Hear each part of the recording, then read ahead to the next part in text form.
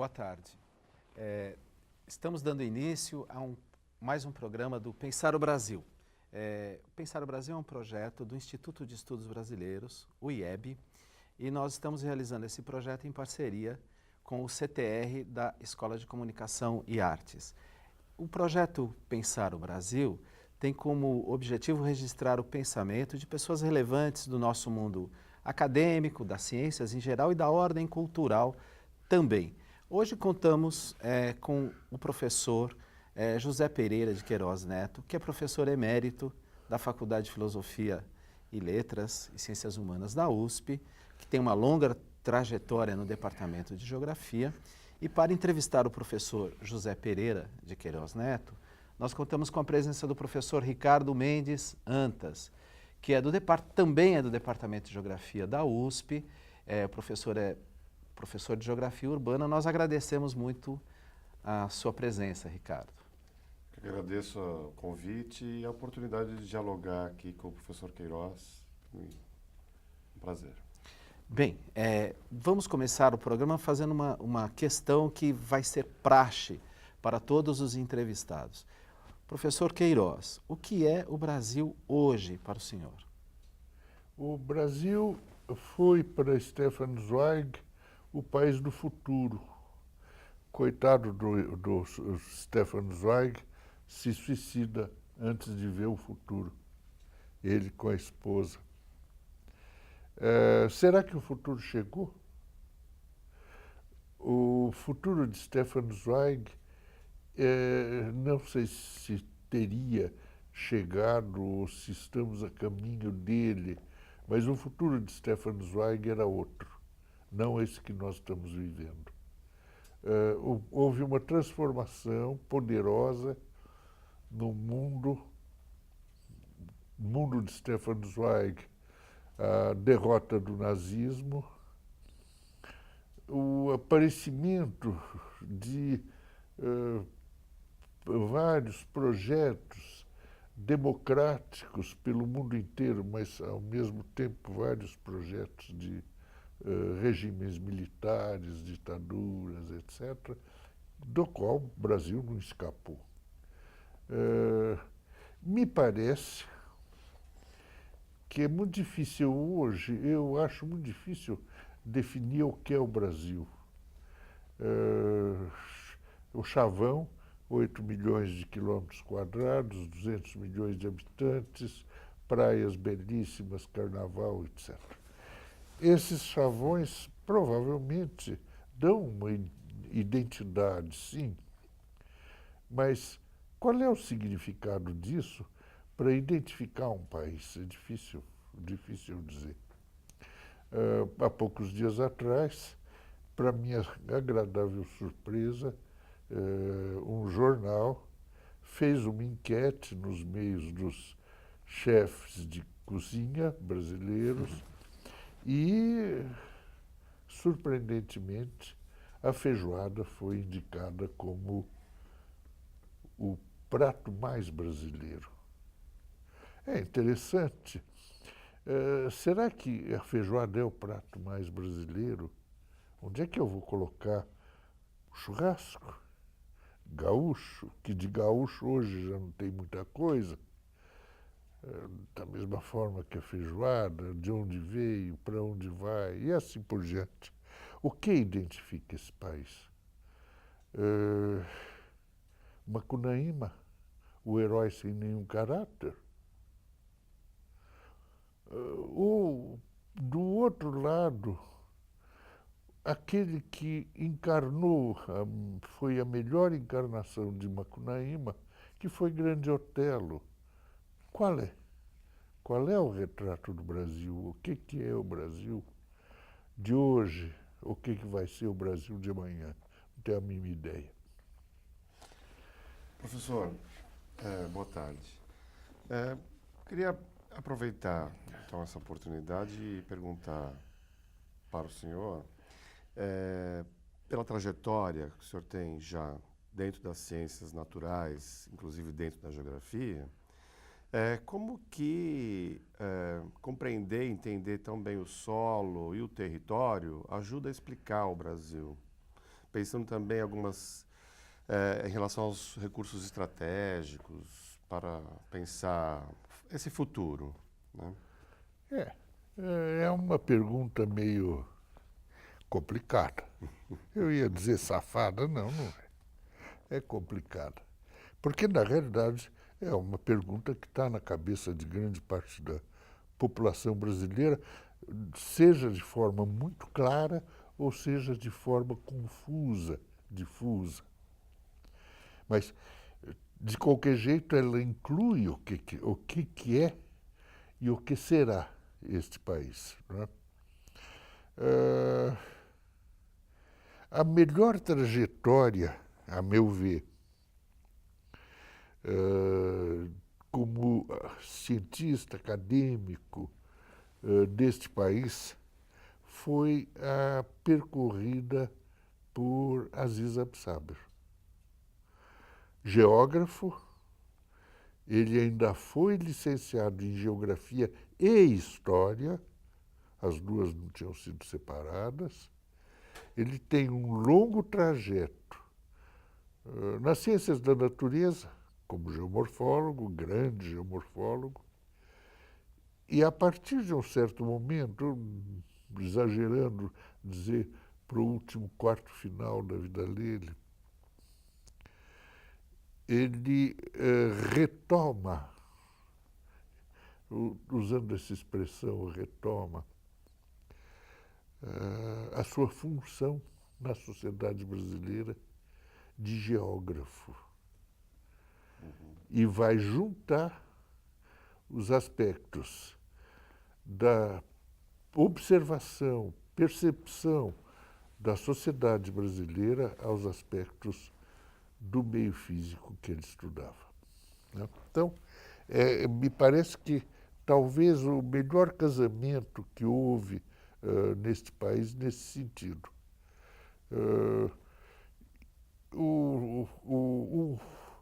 Este casamento não é fácil. Outros geógrafos, além de Aziz Absaber,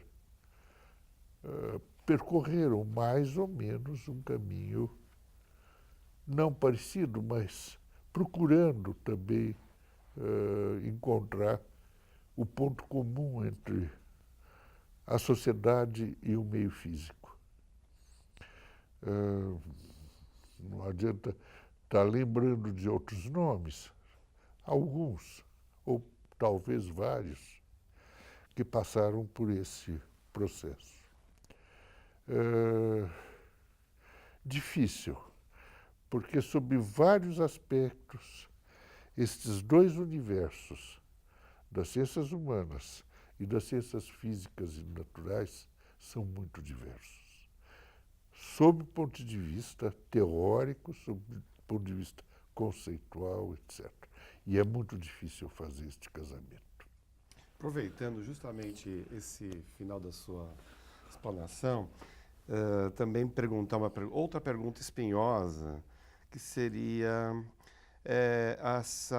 o papel das ciências naturais no conhecimento como um todo e o casamento, a relação com as ciências humanas. Como o senhor vê essa combinação? Se há, em geral, uma preponderância das ciências naturais sobre as ciências humanas, ou a gente tem mudado nesse sentido e estabelecido um diálogo mais profícuo? Essa resposta também faz parte daquilo que eu chamei das respostas, né? Bom, meio sem vergonhas, né? Mas, claro, correta. Eu vou lembrar de um personagem que não é brasileiro, mas é da história da humanidade, Leonardo da Vinci, que pintou, na sua vida, pintou um banquete, uma mesa de banquete larga, com 12 personagens, talvez 13, não tenho bem certeza. Já contei, mas não lembro. E tinha uma mulher de pé, era a única, os outros todos eram homens. Ele pintou essa cena E essa cena ficou famosa, percorreu o mundo, além de outras várias coisas que ele fez como pintor, como artista de artes plásticas, porque ele foi escultor também. Mas o que é curioso é que ele foi um dos personagens responsáveis por melhorar as edificações militares de Florença, atravessada pelo rio Arno, que compunha um buraco aberto dentro da cidade por onde os inimigos podiam entrar. E ele vai, então, se preocupar. O que isso tem a ver com aquele banquete? Não sei. Mas ele vai se preocupar com uma outra coisa, sempre pensando em Florença. O rio Arno é sujeito, até hoje já era e continua sendo sujeito a grandes enchentes. Por quê? Por causa do degelo. As nascentes do rio Arno vêm dos Apeninos, que passam uma parte do ano cobertas por gelo. No degelo, abastecem o rio. E conforme esse abastecimento pode acarretar efeitos desastrosos, e realmente absolutamente desastrosos. Foi um dos primeiros cidadãos que se preocupou com o regime torrencial dos rios, que faz parte da natureza. Então, este cidadão juntou tudo. Ele juntou a sociedade naquele banquete. Ele juntou a força militar nas fortalezas, na defesa de Florença. E é evidente que nisso ele juntou-se aos que defendiam o ducado com os Médici, com toda a história dos Médici. E observou fenômenos naturais com muita perspicácia, com muita sabedoria. Será que ele conseguiu conciliar isso tudo? A sociedade humana, não a sociedade das abelhas, as sociedades humanas, ou a sociedade humana, já que ele vivia em Florença, ele vivia inicialmente em Florença, e a sociedade da natureza, testemunhada pelo rio Arno, né? Então, um pouco nós temos essa preocupação. Como é que eu vou entender o universo onde eu estou vivendo, que teve um passado? Hoje eu tenho uma ideia desse passado, como é que foi. Não sei qual vai ser o futuro. Desconfio, mas não sei. E dentro da universidade, as ciências humanas, elas estão mais em conversa, em diálogo? Veja, Aziz Absaber fez o diálogo, ele, consigo mesmo. E é evidente que naquilo que ele publicava, ele fez o diálogo com a sociedade, não é? Onde ele estava inserido. Então, Aziz Absaber é um bom exemplo de que o diálogo começa internamente. E, a partir desse internamente, há uma possibilidade de uma extrapolação para fora do eu, não é? Coisa que Aziz fez. Coisa que Leonardo da Vinci fez. Apesar de que ele, de repente, aparece hoje como inventor de máquinas mortíferas. Mas, na realidade, ele fez na vida dele, né? E a gente tem vários outros exemplos, né, desse tipo. Muitas vezes é difícil da sociedade admitir, sentir, perceber o momento que ela está vivendo. E talvez ela não tenha a possibilidade, a consciência do passado que ela já viveu. E o presente é uma consequência desse passado. Um passado mais ou menos longínquo ou mais ou menos próximo, não importa, mas do passado. Talvez a sociedade não tenha, não é brasileira só, não tenha adquirido essa consciência. Para extrapolar fora do país, do nosso Brasil, né? Quem é que se lembra de Roosevelt? Qual deles? Houve dois. Com importância dentro da sociedade americana e importâncias nas suas épocas fundamentais. Houve o TED, o que tratava as nações, dizem, as nações latino-americanas com bastão, e a do Franklin, que, de repente, conseguiu unir um país desunido para combater o nazifascismo, não é? Então, quem se lembra disso? Lá, não aqui. Aqui, talvez muito pouco, mas não é aqui, é lá. Quem é que se lembra lá desta família Roosevelt? A família Kennedy, como pegou a televisão, né? Então, de vez em quando são repisados episódios dos Kennedy. Então, deixa os Kennedy, a família de Kennedy de lado. Porque o último exemplar da família Kennedy, curiosamente, não é lembrada. Não é lembrado. O famoso episódio do acidente na saída da balsa, na entrada da balsa, lá em algum lugar da costa da Pensilvânia, e que mata a acompanhante. Quem era essa acompanhante misteriosa? Jo alguma coisa, nem sei se era Jo, mas quem era? Esse foi esquecido, não é? Mas os outros dois que foram assassinados são lembrados a toda hora porque a televisão registrou. Mas os dois Roosevelt, não havia televisão. O máximo que tinha eram cenas de cinema curtas, registrando alguma passagem.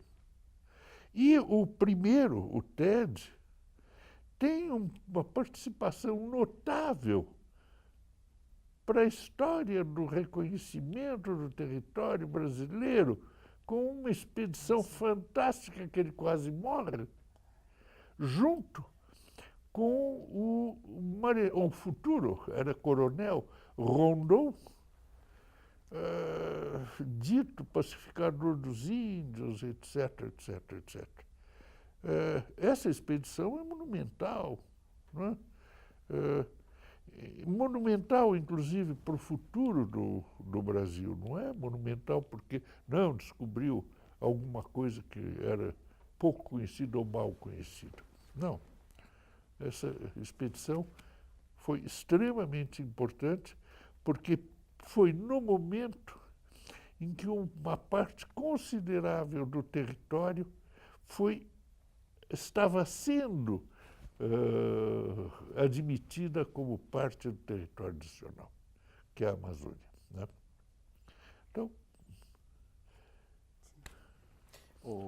professor, vamos manter um pouco a discussão no foco da ciência, mas agora vamos tentar fazer uma relação desse mundo da ciência com a política, mais especificamente com a gestão do Estado brasileiro. O Estado brasileiro vem se modernizando, vem incorporando o que nós podemos chamar de uma certa tecnocracia, de um discurso competente. O exemplo mais evidente é o poder e o desembaraço da atuação dos economistas na estrutura estatal, do discurso econômico. De um discurso econômico, mas não é só o econômico, é o discurso da ciência de uma maneira geral, que aparece como um discurso verdadeiro. A questão que parece bastante interessante é até que ponto esse discurso competente, essa tecnocracia instalada no Estado, não anula a política. Por que pergunto isso? Porque nós assistimos agora no campo das últimas, do quadro político brasileiro, desde um tempo, um conjunto de alianças que se estabelece entre forças políticas diferentes, ou uma força política ora predomina, outra predomina em seguida. No entanto, a gestão do Estado parece mais ou menos a mesma, conduzida pela lógica da técnica, pela lógica da ciência. Isso não está, se isto, bom, primeiro o senhor poderia comentar se isto faz algum sentido, mas isso não estaria eliminando, caso seja possível, a própria capacidade democrática da população deliberar, e a ciência não estaria aí reinando como um imperador no quadro brasileiro? Boa pergunta também, uma pergunta minimamente espinhosa.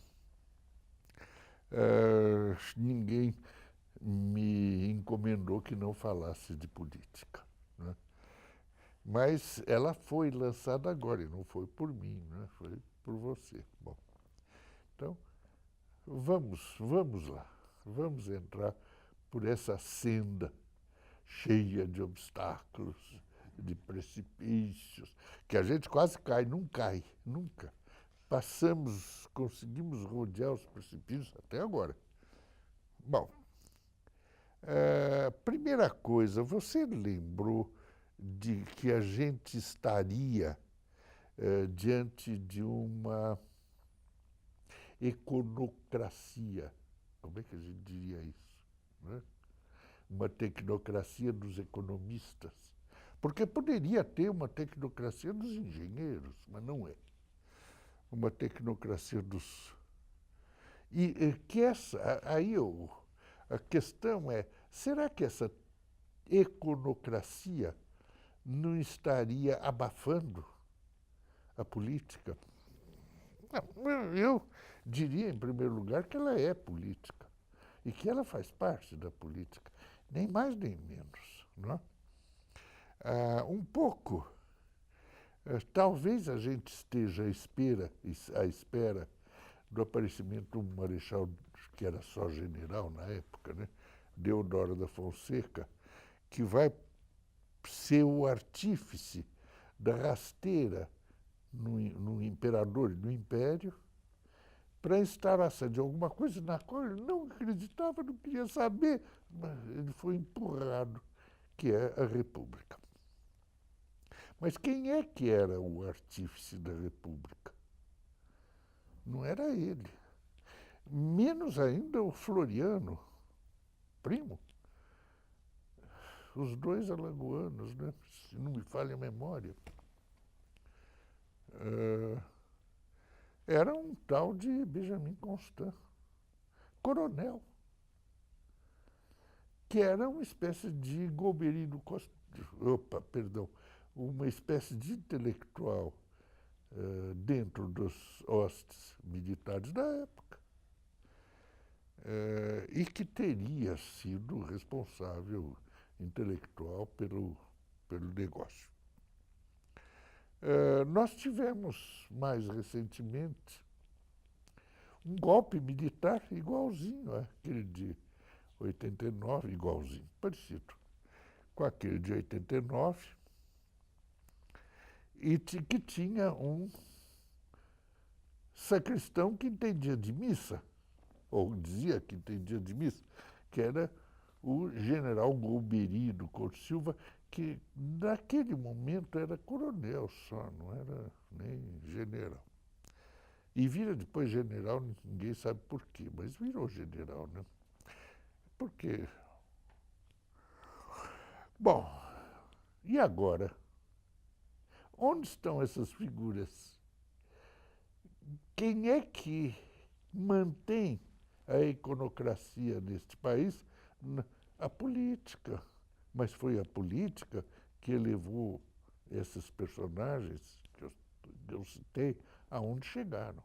Não foram eles, aventureiramente. Eu acho que o último aventureiro isolado que eu me lembro, se chamou General de Gaulle, que sozinho conseguiu se impor no país, que não era nem amigo nem inimigo, que era a Inglaterra, e se impôs como representante de um país que não tinha exército, não tinha população, não tinha nada naquele momento. Ele se impôs pela sua palavra. Talvez o único exemplo da personagem que conseguiu se impor pela palavra no século XX. Mas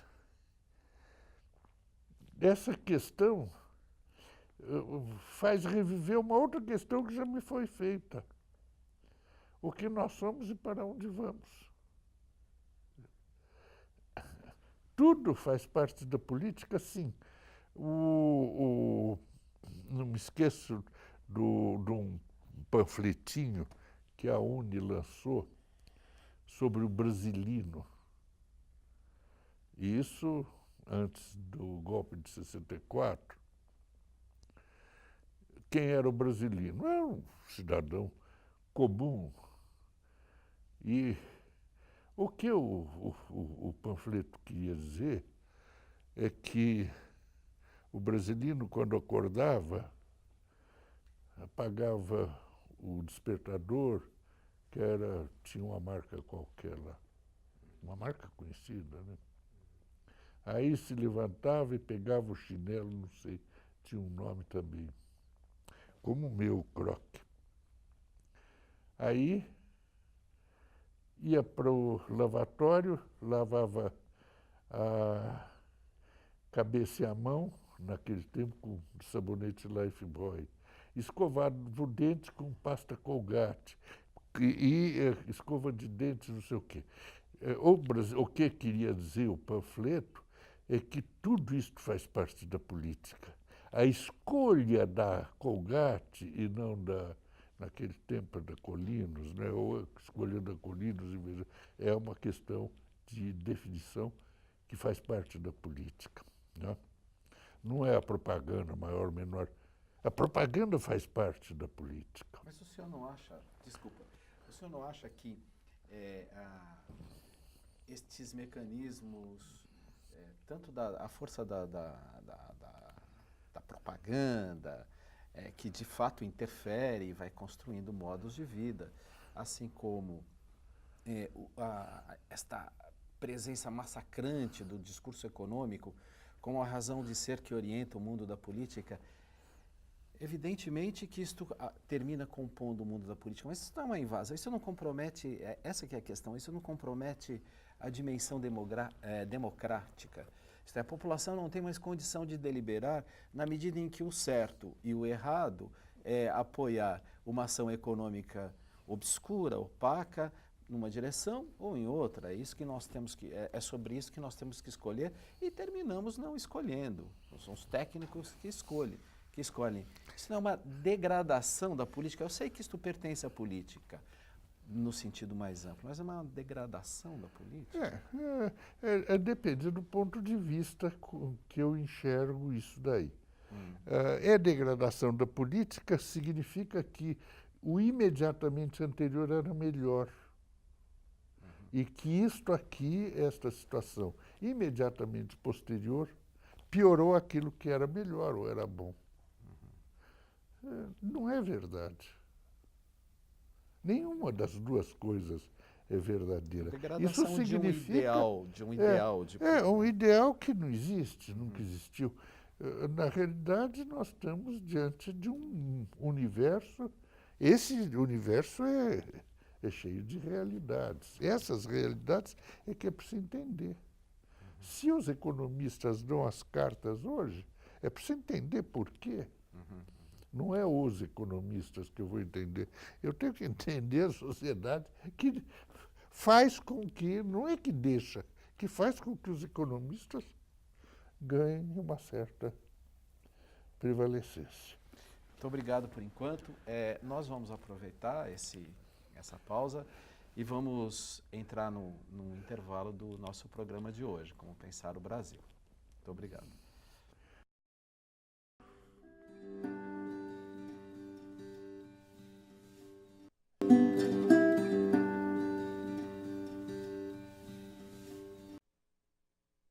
Pensar o Brasil no dia de hoje, contando com a presença do professor José Pereira de Queiroz Neto, queria aproveitar a sua condição de engenheiro agrônomo formado na Exalc, lá em Piracicaba, e entrar num assunto que divide corações e mentes no Brasil hoje, que é a questão da ascensão impressionante para o núcleo, para o centro da economia brasileira do chamado agronegócios, desta economia, desta atividade econômica que adquiriu esse poder todo e que incorpora tecnologias, enfim, essa coisa, que é o agronegócio.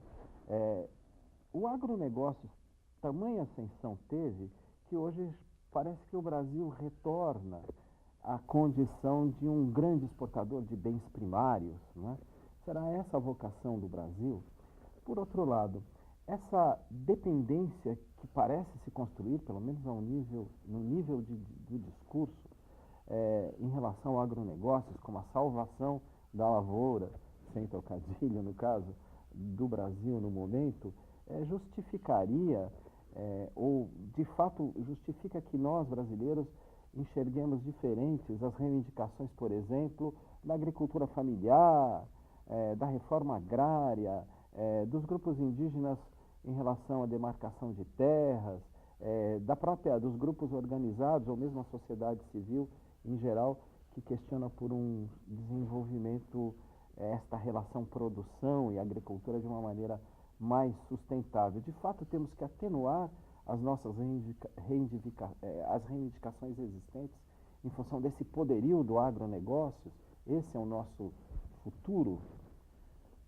Eu escrevi há relativamente pouco tempo, meia dúzia de anos talvez, alguma coisa a respeito dessa dualidade que existe na agricultura brasileira entre o agronegócio e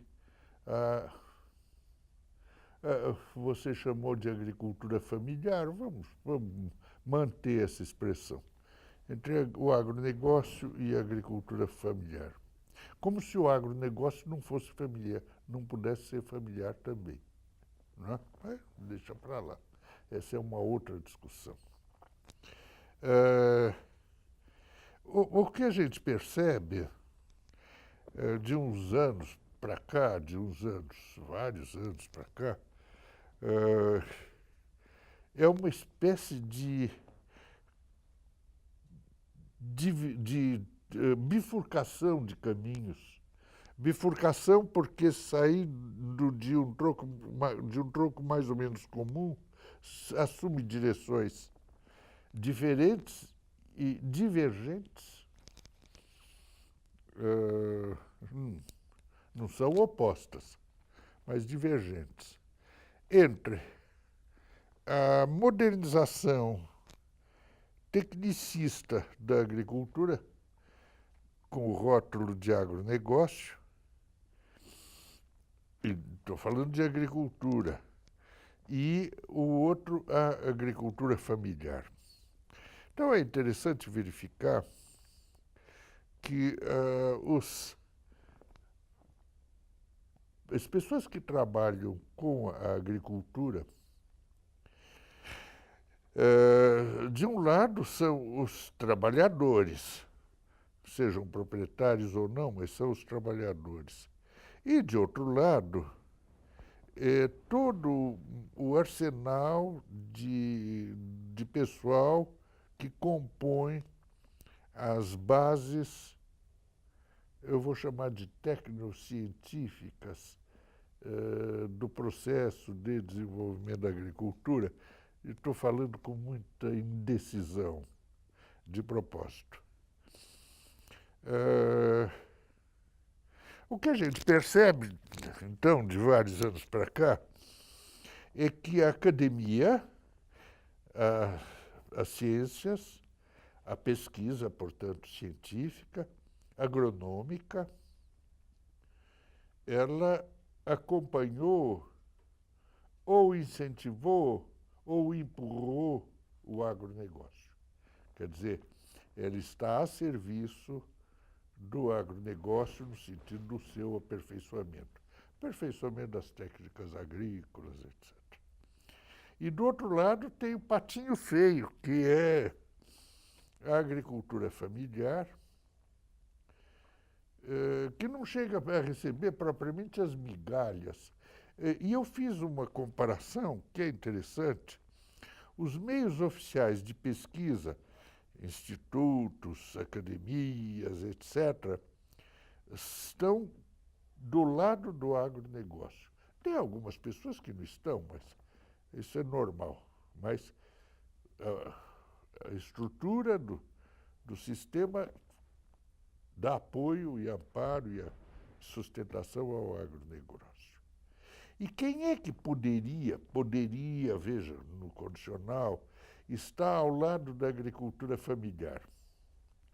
Eu chamei isso de processo underground, que é alguma coisa como se fosse feito por baixo do pano.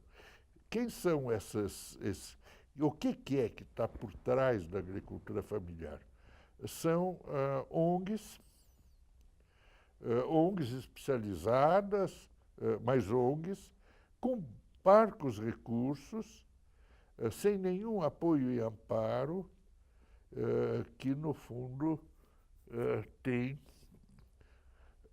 assumem o encargo de propor para a agricultura familiar melhores técnicas que permitam à agricultura familiar manter-se independente do quê? Do esquema e do sistema agronegócio. Para simplificar, a agricultura familiar tem que escapar do esquema do banco. A agricultura altamente tecnificada, moderna, etc., é a que está atrelada aos bancos, ao sistema bancário, né? Então, a agricultura familiar não pode entrar, tem que caminhar, encontrar meios de caminhar por fora. Bom, isso é o que acontece hoje, a gente vê isso. A agricultura familiar tem poceiros, tem pessoal de invasão, tem quilombolas, tem índio, é o diabo. Tem pequenos agricultores, etc. Né? É um exército importante, um exército demográfico importante. Mais importante ainda, porque é desta agricultura familiar que a população urbana, a população das cidades, que não trabalha no campo, que não tem nada a ver com isso, vai encontrar o alimento para se manter. Comida. Alimento, comida. Então, a gente percebe que na mesa do brasileiro, o feijão, o arroz, a mandioca, farinha de mandioca, as carnes, elas são produzidas pela agricultura familiar e não pelo agronegócio. O agronegócio é um sistema que foi feito, e aí é interessante a comparação com o passado, foi feito para efeito externo, isto é, para exportação. E aí o agronegócio envolve, inclusive, a cana-de-açúcar e os seus derivados, apesar de que ela é de consumo interno, ela funciona dentro do esquema do sistema do agronegócio, não é? Então, essas duas coisas. As duas coisas são importantes para o país. Uma porque é ela que traz recursos externos, ou que permite o funcionamento de mecanismos internos importantes. É o caso da cana-de-açúcar. A outra, porque nos dá de comer. Se ela desaparecer, acaba a comida de cima da mesa. E pode ser do rico do Morumbi, como pode ser o do favelado, que agora está na Rua Elvésia e na Alameda de Bueno. Não importa. Não vão ter o que comer se eu eliminar a agricultura familiar. Mas, por outro lado, se eu eliminar o agronegócio... Bom, e o agronegócio, hoje, ele volta às origens, porque ele depende de commodities da agricultura e de commodities da exploração mineral. Nós voltamos ao século XVIII, século XVII. Vamos exportar ouro para importar comida, que era o que se fazia.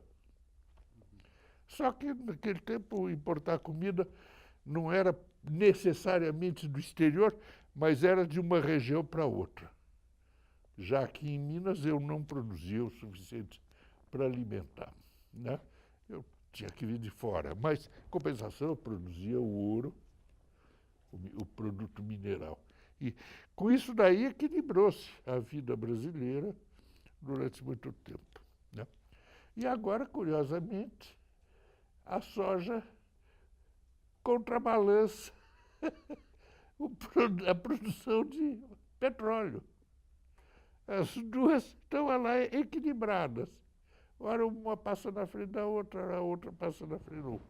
Mas são commodities que representam o setor natural dos dois casos, seja o agronômico, agrícola, aliás, não agronômico, perdão, meus colegas que me perdoem, mas o agrícola e o mineral.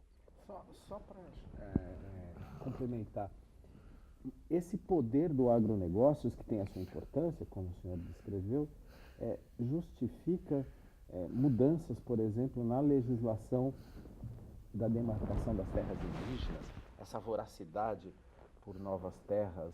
Afinal de contas, que tecnologia é essa que precisa de tantas terras, precisa invadir a terra dos indígenas? Claro que se justifica, claro. A ocupação da Amazônia, que seja pela pecuária, que seja pela soja, que seja pelo diabo a quatro, mas vai ser pelo agronegócio, ela é necessária para a reprodução do agronegócio. Tudo que for necessário para a reprodução do agronegócio será feito, claro, porque ele é mais poderoso que a agricultura familiar. O que eu tenho a impressão que precisaria se pensar é como é que eu mantenho essa agricultura, que é marginal economicamente, mas que é fundamental para o bem-estar da sociedade. Como é que eu mantenho essa agricultura marginal diante do avanço do agronegócio? Eu diria que o avanço do agronegócio é fatal, a não ser que haja uma revolução brutal no país. Aí é outra coisa, mas nós não podemos imaginar isso. Bom, acho que agora eu vou aproveitar e mudar um pouco o foco das nossas questões aqui, porque eu vou perguntar um pouco sobre cultura. Aproveitando você falou um pouco das perspectivas históricas do Brasil, aquilo que você acompanha, né, que você vem acompanhando ao longo da vida. Como você vê essa mudança do quadro da cultura brasileira? A influência estrangeira, por exemplo.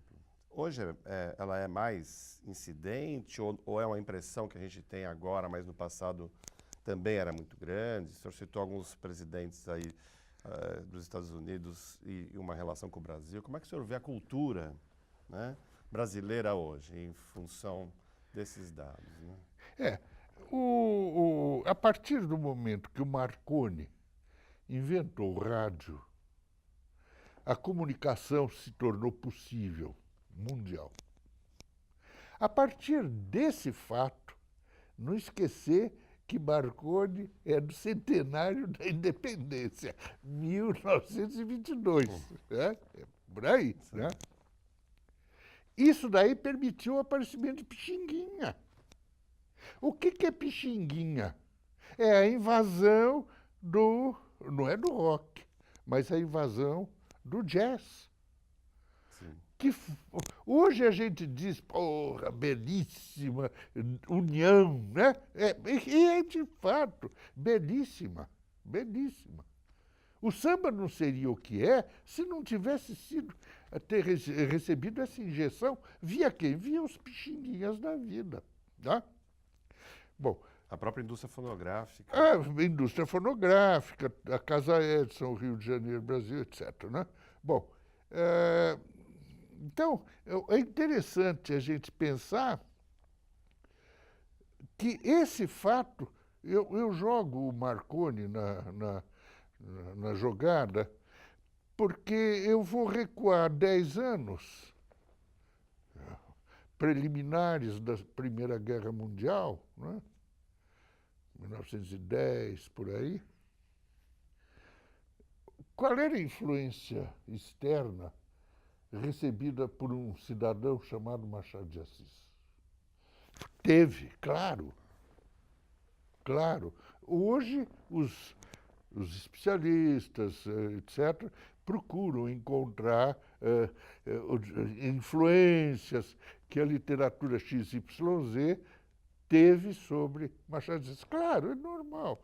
Da mesma forma que eu vou recuar mais ainda, o sargento de milícias é o português que escreveu, ou não é, ou o que é. Bom, é normal. Há uma cultura que, sedimentada, recebeu aportes externos. Né? Piorou, entre aspas, o piorar, porque piorar significa degradar, e degradar é complicado. Com a televisão. Mais do que qualquer outro meio de comunicação, porque a televisão trouxe no bojo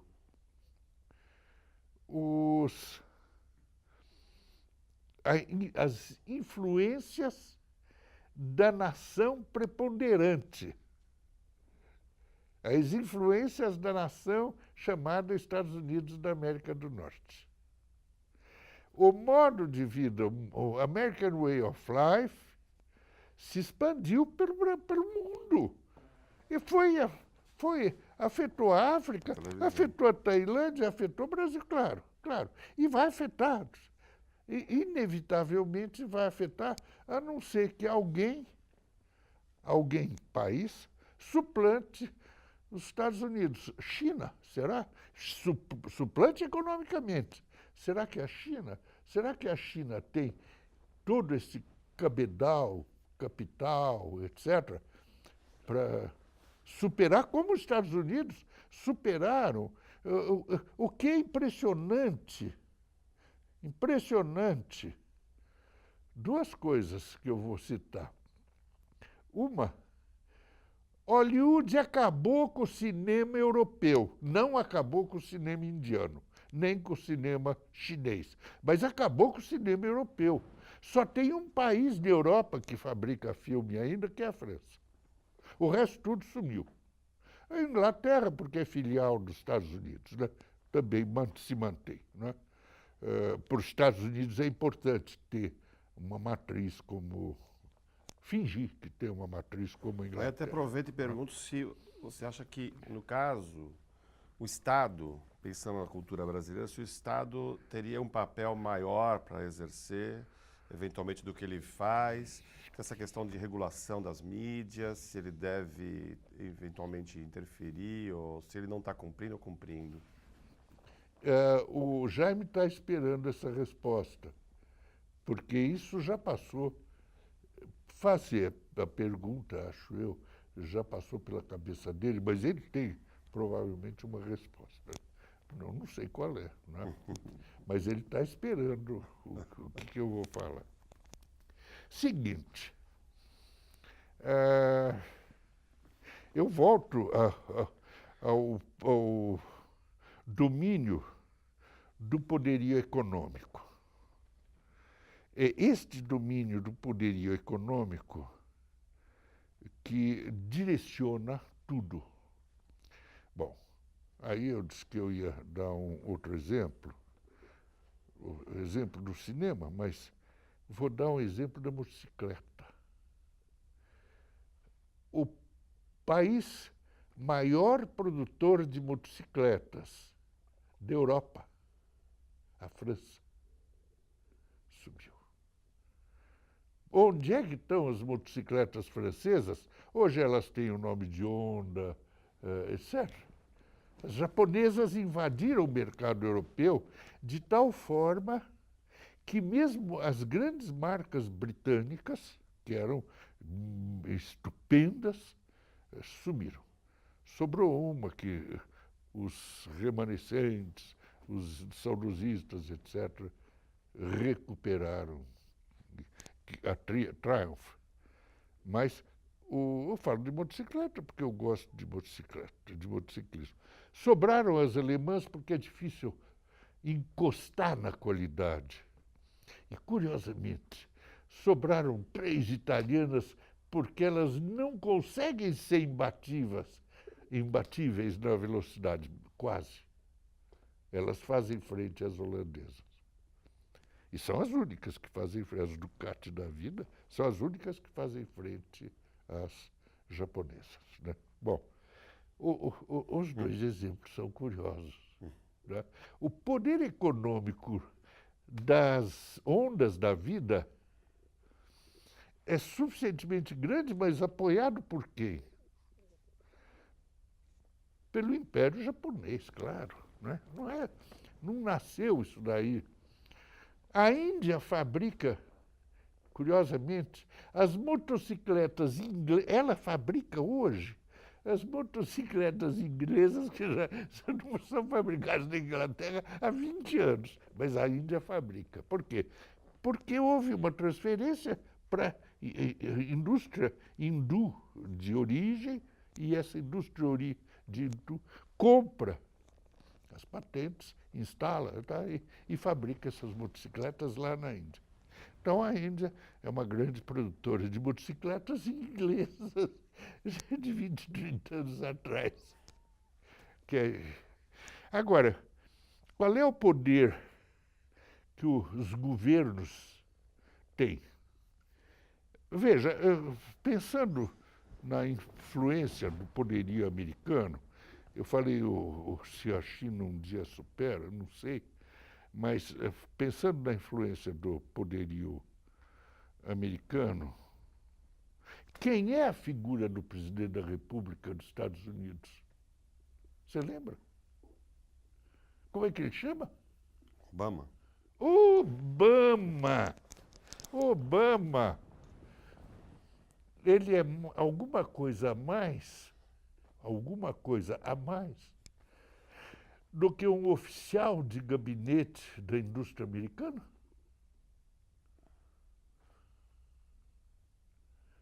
Que poder tem o Obama? Que poder tem o Estado americano? Qual é o poder do Estado americano? Aí volta o problema da política, né? Que é o exemplo da política nos Estados Unidos. Democracia, bom, democracia. Professor, aproveitando essa discussão, Estado, cultura, aqui no Brasil nós temos mais um tema que divide corações e mentes e que envolve uma ação positiva, né? uma ação bastante polêmica, controversa do Estado brasileiro, que é a perspectiva de que, por intermédio da educação, nós podemos minimamente compensar uma grande dívida que nós temos com a população de origem, a população afro-brasileira. Estou falando da política de cotas. O senhor, com toda a experiência que teve de vivência na universidade brasileira, aqui na USP, como o senhor vê essa questão? Como é que o senhor vê particularmente este entendimento de que se trata de uma política populista que vai enfraquecer a própria universidade e a sociedade como um todo vai terminar perdendo e não ganhando por intermédio dessa tentativa de compensação? A primeira resposta é simples. Para não perder o meu eleitorado, a amizade dos meus amigos, etc., eu sou favorável às cotas. Pronto, então acabou. Já defini a minha posição face aos meus amigos. Correligionários eu não tenho, né? Mas aos meus amigos, cupinchas, etc. Tá, cupinchas até que tem. Bom, Agora, para que servem as cotas? Eu acho que esse é o problema, que ninguém pensa. Ninguém pensa abertamente, mas ela está como pano de fundo de tudo aquilo que é dito. Ninguém pensa abertamente. Não pensa abertamente exatamente porque vai parecer que pode a suspeita de que a pessoa que comentar vai ser apontada como não cotistas, como não querendo a ascensão disso, daquilo, daquilo outro. Esse caminho pode levar a alguma coisa, mas eu não sei o que é. Eu, pessoalmente, não sei o que é. Não me parece que esse caminho leve necessariamente ao reconhecimento da importância das populações minoritárias em qualquer lugar do mundo. Porque são populações minoritárias. O negro no Brasil hoje, mesmo pensando na Bahia, mas o negro é uma população minoritária hoje. Não é porque a população branca cresceu, é porque com a miscigenação que houve um clareamento da população brasileira. E esse clareamento é favorável ao embranquecimento da população. A população negra se torna branca, pouco a pouco se torna branca. Negra. Nos Estados Unidos tem vários aspectos ainda que mostram que a população negra é negra até a enésima geração. Aqui não. Aqui isso daí escapa. Bom, agora, é o cotismo que vai modificar essa situação? Eu não sei. Eu não acredito. Aproveitar justamente essa reflexão que aponta para o que será e fazer uma pergunta um pouco invertendo o que nós fizemos aqui até agora, que é um pouco perguntar o que foi e como estamos, né?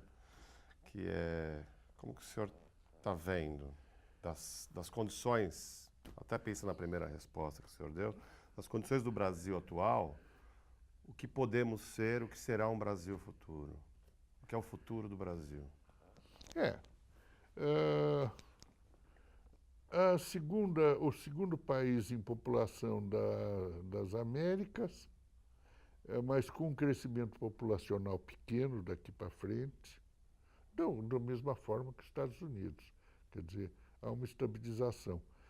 Não há nenhuma perspectiva de que a gente alcance a quantidade de americanos aqui no país. Não há. As pessoas não gostam mais muito da coisa, né? Então, não dá para ter filho em abundância, por N razões, né? Bom, então, esse é um aspecto. A população bovina tem possibilidade de crescer. Não tem limite. Por enquanto, há dezenas e dezenas de anos, que eu me lembro sempre, a população bovina e a população humana no Brasil estão ali, no pau, né? Pau, pau. Não, aumenta um, aumenta a outra também, e assim por diante. Ela não tem limites para crescimento, porque o território é grande. E para cuidar de boi, eu preciso pouca gente, né? Bom, então a população bovina pode crescer. O que mais? Será que nós vamos acabar com a saúva? Que foi um repto lançado, pelo menos na década de 20. Não vou dizer que foi de Washington Luiz, mas talvez até. Ou o Brasil acaba com a saúva, ou a saúva acaba com o Brasil. Era um repto, né? Professor, aproveitando esse repto do Monteiro Lobato, não é? Eu acho que é do Monteiro Lobato. Monteiro Lobato. Mas na década de 20, eu acho. Nós estamos Chega, tá encerrando, cozinha. concluindo o nosso Pensar o Brasil de hoje. Queremos agradecer a sua presença, queria agradecer a presença do professor Ricardo, que participou gentilmente da entrevista. Agradeço. E muito obrigado. Boa tarde a todos. Eu é que agradeço a oportunidade que a UIEB, em primeiro lugar, me ofereceu para conversar sobre uma coisa que raramente a gente tem a oportunidade de conversar em público, já que tem um público nos ouvindo, né? Um público. Obrigado. Obrigado. Obrigado.